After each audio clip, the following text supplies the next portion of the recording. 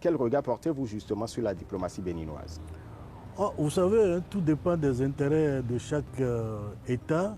Il y a, par exemple, quand vous prenez la Grande-Bretagne, quand vous prenez les Pays-Bas, quand vous prenez la Belgique, concernant le Bénin, vous avez leurs ambassadeurs ici pour les Pays-Bas et pour la Belgique, mais qui couvrent, en ce qui concerne la Belgique, également le Togo, et qui couvrent, en ce qui concerne les Pays-Bas, le Cameroun, le Gabon. Ce qui veut dire que nous pouvons avoir des représentations diplomatiques avec un État sans avoir nécessairement une ambassade physique sur son territoire, mais un ambassadeur peut être dans un État et couvrir les intérêts, défendre les intérêts de son pays dans d'autres États. La Grande-Bretagne n'a pas d'ambassadeur ici et pourtant nous avons des relations diplomatiques avec la Grande-Bretagne. Notre ambassadeur en France à l'époque couvrait et aussi bien la Grande-Bretagne, l'Italie et autres. Ce qui veut dire qu'on ne peut pas avoir dans les différents pays du monde une représentation diplomatique. Nous devons pouvoir sélectionner en tenant compte de nos moyens et de l'importance de nos intérêts dans ces pays. Il y a des pays où nous devons pouvoir être nécessairement présents, il y a des pays où nous pouvons être représentés par une ambassade, mais qui n'est pas un ambassadeur résident. Très bien. Quand on voit un peu le voisinage du Bénin, les relations, ça devient de plus en plus difficile. Déjà, quelle est l'appréhension que vous avez? Je n'ai pas le sentiment que nous avons des relations difficiles dans notre environnement. Le principal partenaire, je pense que c'est le Nigeria. Et nous avons d'excellentes relations. Avec le Nigeria, nous avons une ambassade au Nigeria et le Nigeria aussi a une ambassade au Bénin. Et vous voyez que la libre circulation entre le Bénin et le Nigeria se fait. Quand on va à Klaké, on n'a pas l'impression qu'il y a une frontière physique entre les deux États. Et les relations entre les chefs d'État, entre les commerçants, me paraissent excellentes. Avec le Togo, nous n'avons pas de tension. Mais par contre, avec le Burkina Faso et le Niger, qui sont des régimes quand même militaires, qui ont créé l'Alliance des États du Sahel, il y a des difficultés par rapport au Niger. Le port de Cotonou était le port naturel du Niger. Le Bénin a ouvert ses frontières après le coup d'État, après la condamnation par la CEDEAO, condamnation qui est conforme aussi bien au texte de la CEDEAO qu'au texte de l'Union africaine qui interdisent les régimes issus de coups d'État. Après cette interdiction, après cette fermeture de la frontière, les commerçants nigériens sont obligés de faire passer leurs produits par le port de Lomé, mais produits qui ne vont pas directement au Niger, qui doivent d'abord traverser le Burkina Faso avec l'insécurité qui s'y développe à telle enseigne que le syndicat des transporteurs du Niger on lui a demandé l'ouverture de la frontière contre des risques comporte le transit par le Togo. C'est une réalité. Et je pense qu'avec le Burkina Faso, nous n'avons pas les mêmes facilités par rapport à la lutte contre les djihadistes, dans la mesure où nous ne pouvons pas poursuivre les djihadistes qui viennent sur notre territoire, sur le territoire du Burkina Faso. Or, les djihadistes n'ont pas de frontières. Ils traversent quand ils veulent, mais nous ne pouvons pas les traverser pour les combattre. Cela pose un problème pour la sécurité dans la région. Ben, je crois que ce n'est que passager, puisque de part et d'autre de ces frontières, au Niger, comme au Burkina Faso, c'est les mêmes peuples. Et comme je le dis souvent, la seule constante de la géographie, c'est la seule constante de l'histoire, c'est la géographie. Nous sommes condamnés à vivre ensemble, nous parlons les mêmes langues, c'est la colonisation qui nous a divisés. Ce n'est qu'un moment dans l'histoire de nos relations. Or, notre histoire, ce n'est pas pour 5 ans, ce n'est pas pour 10 ans. Pour l'éternité, nous sommes condamnés à vivre ensemble. Il y aura une solution pour faciliter les échanges entre les populations qui se situent de part et d'autre de la frontière. Il semble que véritablement les États n'arrivent, ou du moins les dirigeants des deux États notamment, donc du Niger et du Bénin, n'arrivent pas à trouver le mode opératoire pour quand même arriver à ouvrir la frontière donc du Niger. Qu'est-ce qui bloque fondamentalement cela quand on se réfère même dernièrement aux récents propos donc, du général Tiani qui estime que le Bénin doit dénoncer l'accord militaire avec la France? Écoutez, je pense que chaque État est souverain.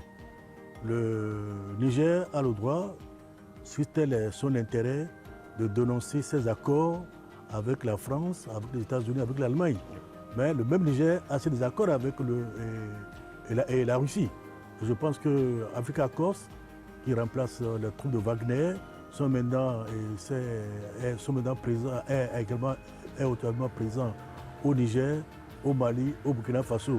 De quel droit le Niger va demander au Bénin de rompre des relations avec un autre État?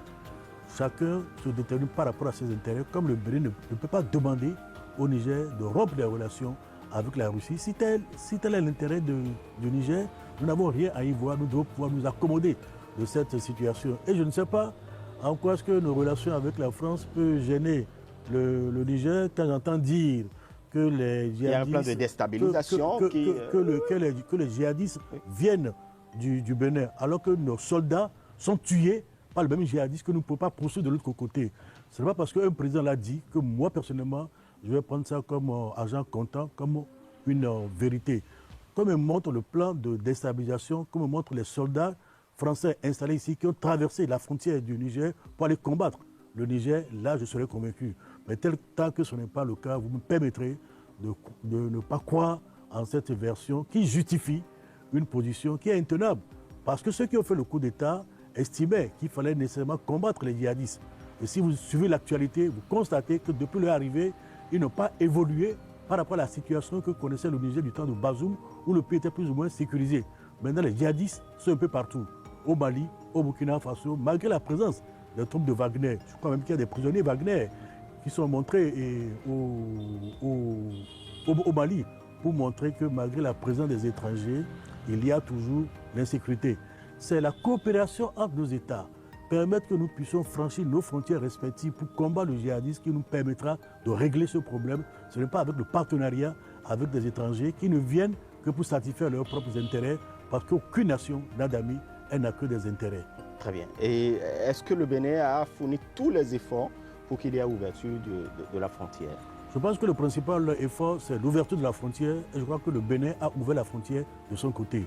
Je crois que les chefs d'État, les anciens présidents de la République, Yahi Boni et Soglo, ont fait la démarche d'aller voir le président Etiani. Ce sont autant d'initiatives qui méritent le respect, à mon avis. Nous avons les élections qui se pointent à l'horizon, des élections générales. Est-ce que les partis politiques qui devront affronter ces échéances devraient déjà intégrer dans leur projet de société, et bien évidemment, ces questions-là, parce que ça demeure tout de même? Oui, les questions d'insécurité doivent être prises en compte.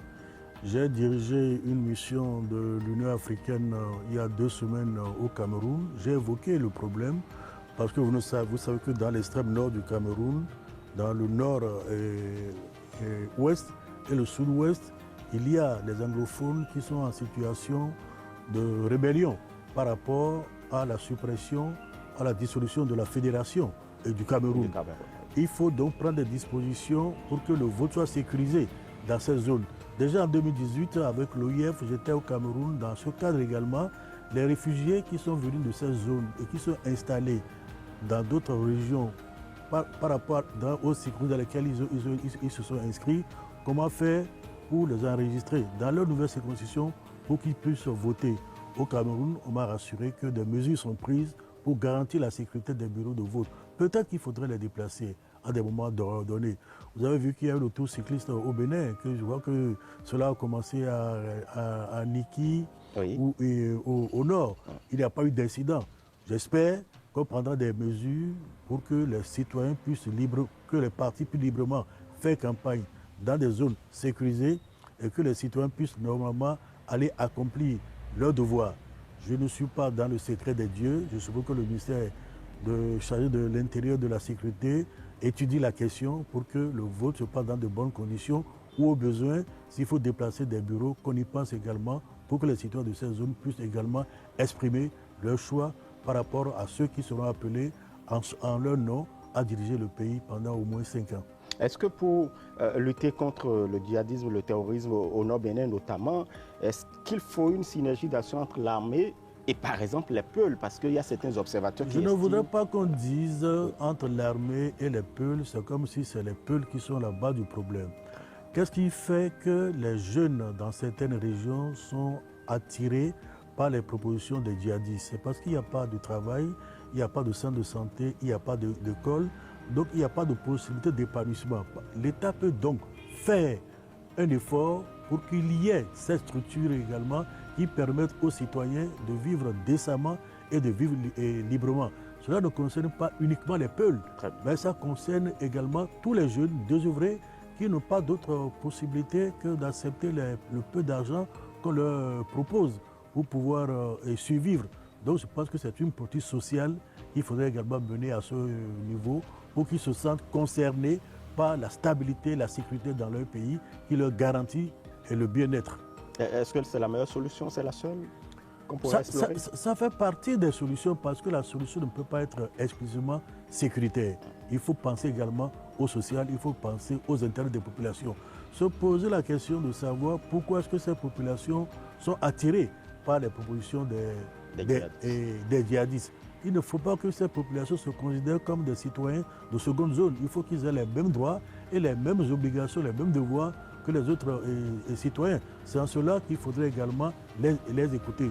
Je pense qu'il y a eu des rencontres avec les populations du Nord, avec des populations Peuls, sans qu'on ne puisse stigmatiser les Peuls comme s'ils étaient à la base de cette histoire.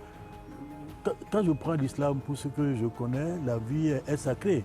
Je pense que nous devons épargner la vie des citoyens. S'il y a des difficultés, on les expose, on en discute librement pour chercher ensemble des solutions. Et les partis politiques doivent intégrer également ces préoccupations dans leurs projets de société pour rassurer ces électeurs, pour leur montrer que l'État ne les a pas oubliés, que le pouvoir ne va pas les oublier.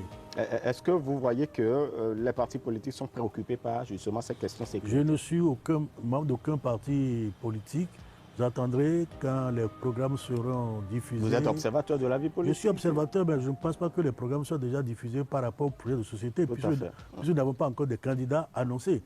Et c'est par rapport aux candidats annoncés que je pourrais apprécier les projets de société et la crédibilité de ces projets de société. Parce que je ne suis pas de dire je vais faire ci, je vais faire ci, je vais faire ça, pour que cela devienne réalité. Il faut voir si cela peut être fait, dans quelles conditions cela peut être fait, parce que les promesses électorales n'engagent que ceux qui y croient. Tout à fait. Est-ce que pour des questions d'insécurité, il peut arriver que les élections générales soient repoussées?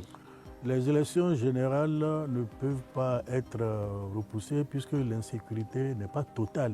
L'insécurité concerne une zone déterminée. Vous savez, depuis quand le djihadisme sévit au Mali, ça va depuis plus de 7 ans. Si on doit attendre que la sécurité soit rétablie, on ne fera pas des élections peut-être dans 10 ans. On évoquera toute cette question d'insécurité. Quel est le pays où il n'y a pas d'insécurité? Il y a des degrés d'insécurité. Je ne pense pas qu'on puisse dire, parce qu'il y a insécurité, il n'y aura pas d'élection. Même quand vous êtes au pouvoir, vous ne pouvez pas dire, il y a insécurité, je vais rester au pouvoir. Vous devez prendre les mesures pour créer les conditions de sécurité afin que les élections aient lieu à terme échu. Et même quand l'intégrité territoriale est menacée? L'intégrité territoriale est menacée. Nous avons des forces de défense pour garantir cela. Regardez par exemple, les États-Unis ont participé à la Deuxième Guerre mondiale. Oui. La seule entorse qu'ils ont eu à faire à leur constitution, pas à leur constitution, à leur tradition, oui, c'est que le président Roosevelt a eu à effectuer 4 mandats parce qu'il est rentré au pouvoir en 1932, son pouvoir a été renouvelé en 1936, il y a eu la guerre, on a dû le reconduire quand il a fini en 1940.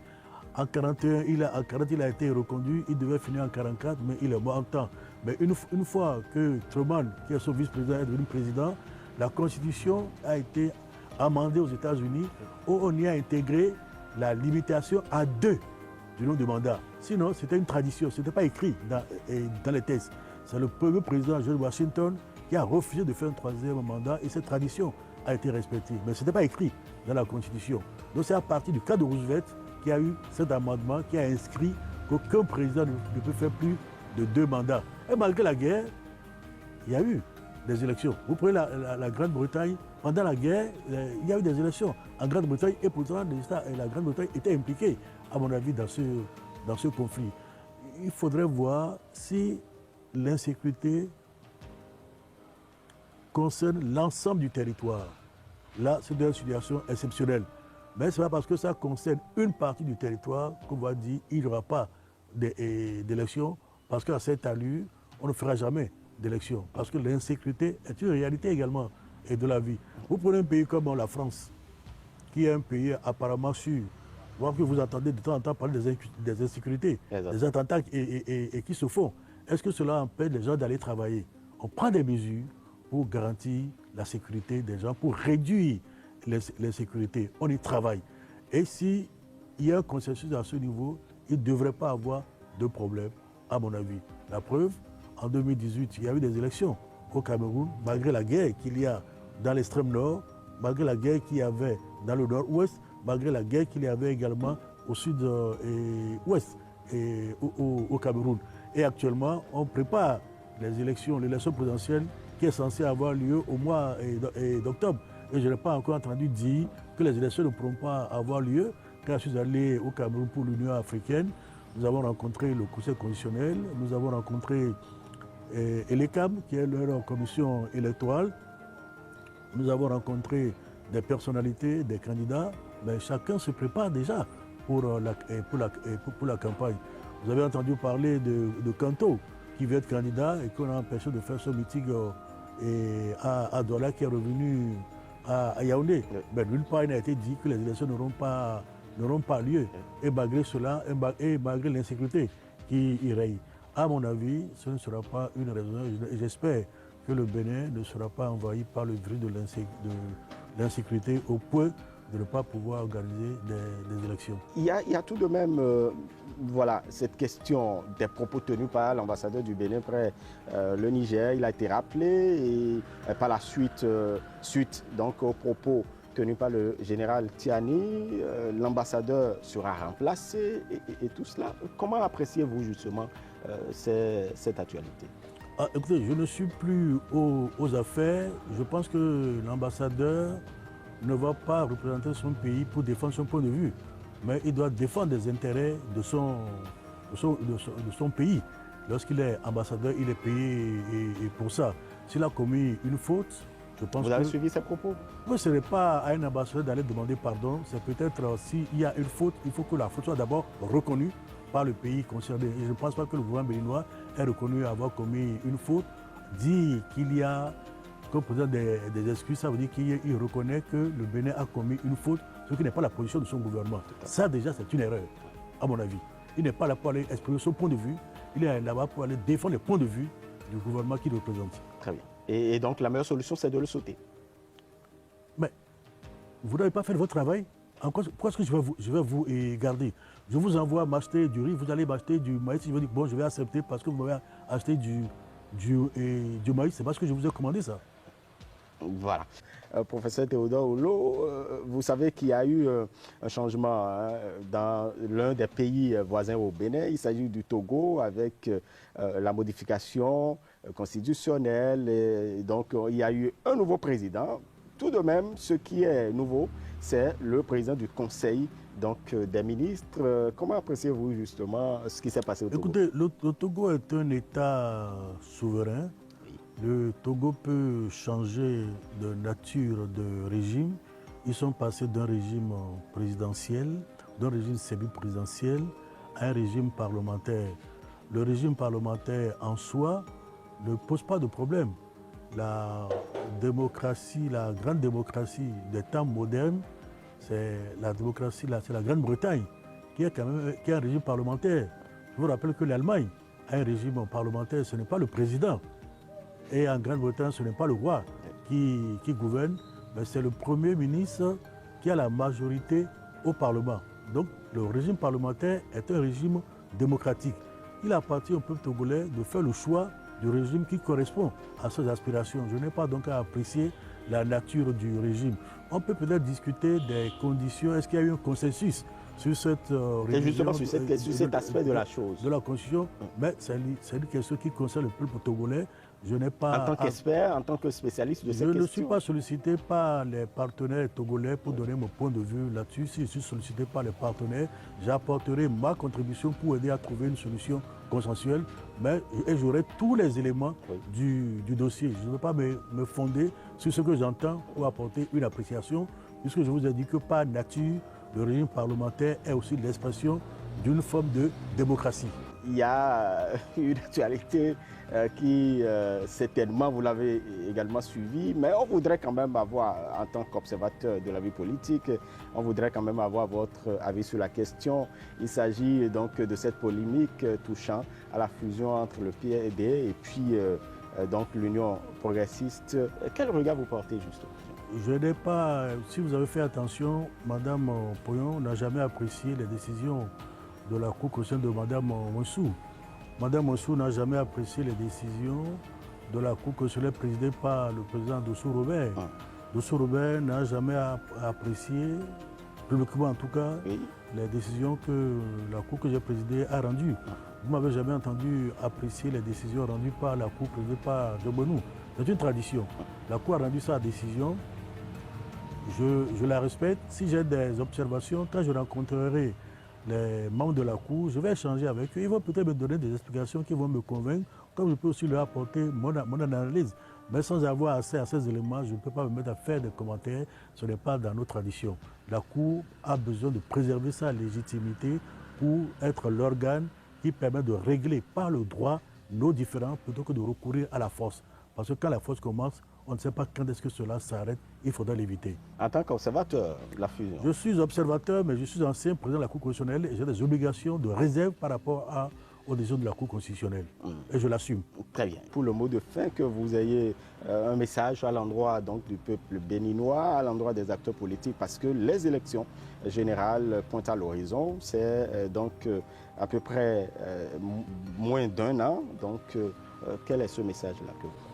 Vous savez, quand je prie tous les jours, je demande que Dieu nous aide à préserver la paix qu'il donne à notre pays, qu'il inspire à nos gouvernants et à nos gouvernés l'esprit du dialogue, l'esprit du vivre en commun, l'esprit de tolérance et que nos difficultés soient résolues dans le respect des exigences de l'état de droit et de la démocratie. Et je demande que Dieu inspire également les membres de la Cour constitutionnelle pour qu'ils,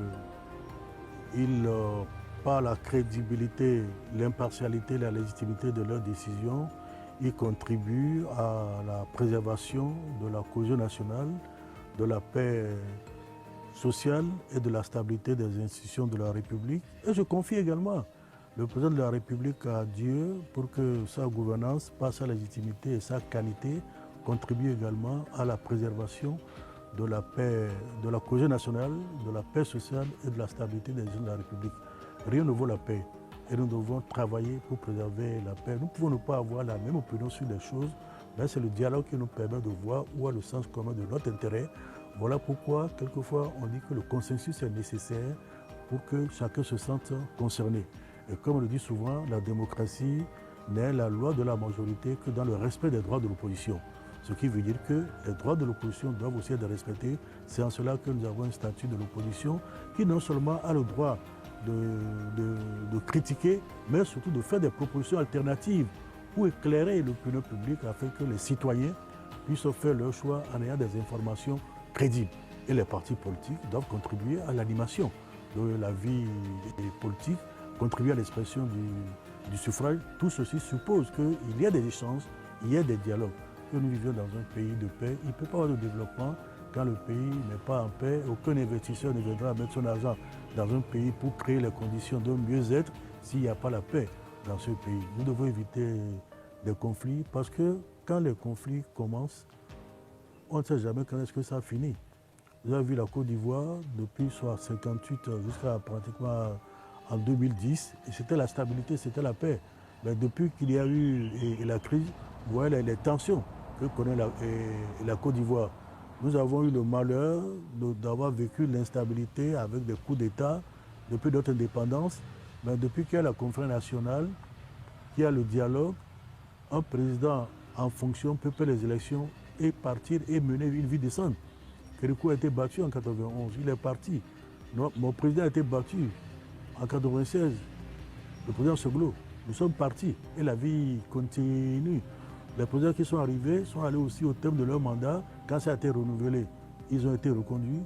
Et après, ils sont partis. Nous avons un statut des anciens présidents de la République qui leur garantit une vie décente après le pouvoir. Tout le pays est en paix et chacun se sent heureux de vivre au Bénin. C'est cela que nous devons laisser comme héritage aux jeunes générations qui doivent travailler à préserver. Et cette paix, la violence détruit un pays et ce n'est pas facile de reconstruire un pays qui a été détruit. Donc mon message est un message de paix, de dialogue et de tolérance malgré nos différences qui sont inhérentes à la nature humaine. Il ne faut pas penser la même chose, mais nous voulons tous, à notre manière, l'intérêt de notre pays.